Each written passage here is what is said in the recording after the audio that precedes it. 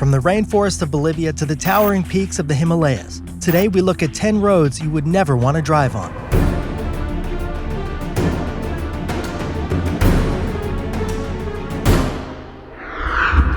Number 10. James Dalton Road, Alaska. James Dalton Road in Alaska is one of the few roads in the world where it is highly recommended that you travel with survival gear in case of emergencies. On this 414-mile extremely northern route, there are only 3 stops, 3 towns. So there are also only 3 gas stations and 3 places for provisions. The only medical facilities are at the beginning and ends of the trip. There is nothing in between. The road itself is famous for its appearance on several television shows such as Ice Road Truckers and the BBC's World's Most Dangerous Roads. It's got some colorful nicknames too, inspired by its treacherous reputation, such as Oil Spill Hill and Oh Corner. There are only 3 towns between Fairbanks, Alaska in the south and Dead Horse, Alaska in the north. But this fact illustrates the isolation in that frozen region and how alone you really are if you drive the James Dalton Road unaccompanied, as so many truckers do. Number 9. Leh-Manali Highway.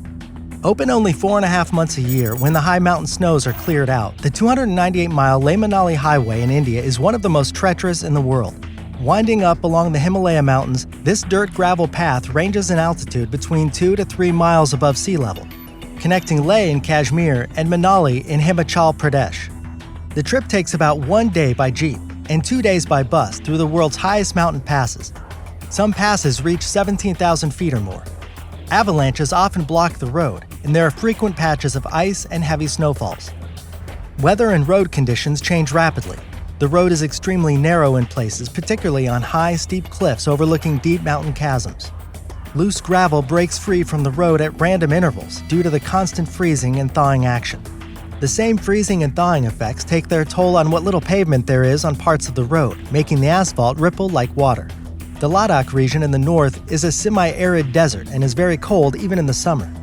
In addition to the rough road, one must be prepared for the severe conditions both in the desert and in the mountains. The radical climb in elevation thousands of feet results in lower air pressure at the higher altitude. Less oxygen is in the air and altitude sickness is common.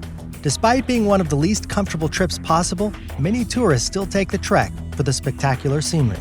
Number 8. KABUL-JALALABAD Road. Completed in 1969, the KABUL-JALALABAD Road began as a decent 2-lane asphalt highway.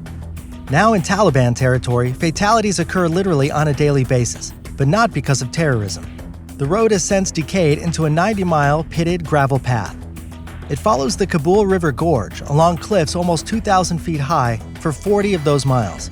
It is very heavily traveled and strategically important to the area for humanitarian aid and local trade. The road is one of twists, turns, and wheels hanging over the edges of cliffs. The elevation changes over 4,000 feet through Afghanistan's famously rugged mountains. So many people have been lost on the road that they have stopped any official count. Automobiles flip over, trucks soar off the cliffside, buses hit each other head-on, each refusing to yield. The cars travel very fast. The trucks, however, move quite slowly. The difference causes dangerous conflict. The trucks, lacking any practical regulatory oversight, are often severely overloaded. They have difficulty climbing the steep mountain grades. They get stuck. They roll backward, they fall over, they fall off the cliff. Car drivers become angry and impatient and begin to drive around the scene to crash and to fall off the cliff themselves. It is a horrible scene that repeats and repeats. It seems nonsensical, yet it exists. Number 7. Trans-Siberian Highway. 6,800 miles of highway stretching across Russia from the Baltic Sea to the Sea of Japan. The Trans-Siberian Highway is considered to be the longest national highway in the world. Australia disputes this title, claiming its Highway 1 is the longest. We won't weigh in on that matter. What is certain is that the terrain of the Trans-Siberian Highway is some of the roughest and most challenging on the planet. Initially built by Gulag inmates long ago, the quality of the road varies widely depending on geographic location and local climate conditions. The road surface runs from almost perfect in the west to poor and even unmaintained in the east. Dry season provides excellent driving conditions, cold but accommodating. Wet season can turn the highway into a soggy quagmire. If you travel the distance from St. Petersburg to Vladivostok, you will encounter environments from tundra to forests to vast plains of nothing. While you can travel most of the Trans-Siberian Highway without incident, there are sections which are quite isolated, haunting, and dangerous. There is also a high per capita drunk driving rate in Russia. And the long, cold, and fast drive tempts some to imbibe to fight the boredom and tension of the difficult journey. Never travel the Trans-Siberian Highway alone. It has a reputation for being unkind to unwary travelers. There are more than 26,500 annual road casualties in Russia, many on the Trans-Siberian Highway. It's the fifth most dangerous place for accidental motorist casualties in the world. Number 6. Sichuan-Tibet Highway. From China's Sichuan province in the east to Tibet in the west, the Sichuan-Tibet Highway crosses primeval forests, ancient rivers, and 14 of the highest mountains in the world. The number of road fatalities in China has doubled over the past 20 years, from 3.9 per 100,000 drivers to 7.6 per 100,000 drivers. This staggering rate is accompanied by the statistics of 82,000 fatal accidents in 2006 alone. At least some of those fatalities come from the Sichuan-Tibet Highway, which is 1,500 miles of poor driving surfaces, hairpin mountain curves, single car width lanes, steep cliffs, and inclement weather. Landslides, avalanches, falling rocks, dust, and shifting gravel make up just some of the adventure of the journey.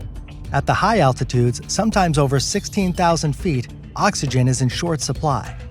The oxygen supply at that elevation is only half that of sea level. The high elevation, which can also cause high mountain sickness and nausea, rapidly descends almost 4,000 feet to a rickety bridge, which has seen better days. Number 5. COTOPAXI Volcano Road, Ecuador. Ecuador is the bad road capital of the world, but the worst of the worst is the road leading to the Cotopaxi volcano. There is a swiftly moving stream crossing the entrance to the Cotopaxi National Park, right across the road. Since 1738, the Cotopaxi volcano has erupted more than 50 times. Your chances of getting there uncooked are good, but not perfect. The volcanic activity has taken its toll on the surrounding area, especially the road. The potholes are enormous, craters actually. Small streams well up into dangerous and fatal flash floods in an instant with only a small amount of precipitation, sweeping away unwary travelers every year. Steep inclines lead into deep valleys. Treacherous, slippery, narrow roads make it easy to slide off into those valleys. 25 miles of pit-riddled dirt roads soaked in local streams, flooded out by the slightest rain, threatened by the local volcano, and you have one of the most dangerous roads in the world. Number 4. Skipper's Canyon Road. Skipper's Canyon Road in New Zealand's South Island is so dangerous that rental car insurance is not honored if you drive on it. Skipper's Canyon Road is so dangerous that you need a permit just to drive on it in the first place. The road was blasted out of the face of a sheer cliff by gold miners and Chinese laborers using only black powder and hand drills. The rock they blasted was solid schist, and hasn't changed much since they finished construction. That was 22 years after they began in 1893, after they discovered gold in Skipper's Canyon. Good luck to you if you're driving and find someone coming the other way. To one side, you have looming cliff walls. To the other, sheer cliff drop-offs. Clinging to the cliff walls is all you can do to survive this slender thread of a thoroughfare. Otherwise, you have a fall of thousands of feet down. The local dirt comprising the road surface is so soft that it soon turns to dust in dry weather and to mud in the rain. Yet this road has been in constant use since its completion, when gold rush fever hit.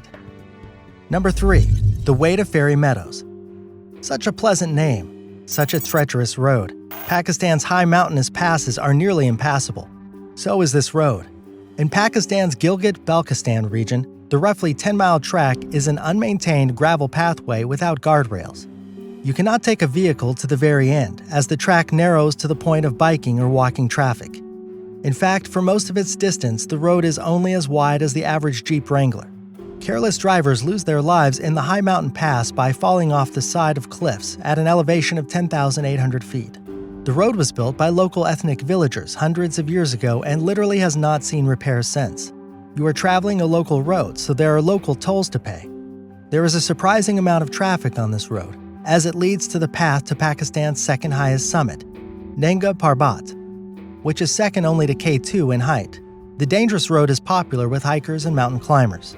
In 2013, the World Health Organization ranked the Way to Fairy Meadows as the second deadliest road in the world and gave it a fear factor of 9 out of 10. The reasons given were treacherous high altitudes and unstable and narrow mountain roads. Other factors include the lack of barriers, local driving techniques, road surfaces, and the condition of the vehicles and weather conditions. Number 2. Bolivia's Death Road. Built by Paraguayan prisoners during the Chaco War in the 1930s, the North Yungas Road in Bolivia leads northeast 35 miles from La Paz to Coroico. This infamous road is among the few that connect the isolated Yungas region in the north to Bolivia's capital in the south. Traveling north from La Paz, the mountainous single-lane trek climbs over 15,250 feet up to the crisp, dry Altiplano Plateau. Then it rapidly descends over 11,000 feet down the dangerously steep mountainside and over the crest of 2,000-foot cliffs down to the Yungas rainforest below and the town of Coroico. If you travel during the wet season, fog and rain interfere with visibility and turn the 10-foot wide road into a muddy pit. The dry season causes rock falls, dust, and crumbling road edges. A 2006 estimate said that 200 to 300 people are killed every year traveling on this road. Crosses mark the spots where many have passed. In 2013, the World Health Organization's Global Status Report on Road Safety ranked the North Yungas Road as the world's most dangerous road. The World Health Organization also gave it a fear factor of 10 out of 10. Number 1. Mexico's Highway 101. 177 bodies were found near San Fernando, Mexico. The rumors were that dangerous men on the road were taking passengers off buses and killing them. "No one wants to drive the road," said Esther Arca's husband. Esther and her husband were at a gas station on Highway 101, usually the most heavily traveled highway in the state of Tamaulipas. But times are different now. Highway 101 runs the length of the Mexican state of Tamaulipas. It keeps going south into central Mexico and also extends north through Matamoros, across the Rio Grande and into the United States. Esther and her husband have traveled down from Atlanta. "My friends thought I was crazy to come down," said Esther. The authorities discovered 32 more corpses down by Highway 101. Even television trucks and journalists won't take to the highway to report on the largest mass grave found in Mexico's 4-year drug battle. Central and South American migrants, 72 of them, were murdered in this area previously by the cartel. Recently, 68 people were found and rescued from a stash house in Reynosa. They had indeed been snatched off of buses on Highway 101 and taken hostage. Past frequent drivers of Highway 101 now refuse to use it. The U.S. government has warned its citizens not to drive the road. Now, those wanting to use the road travel in caravans during the daytime and move at high speeds, stopping for nothing.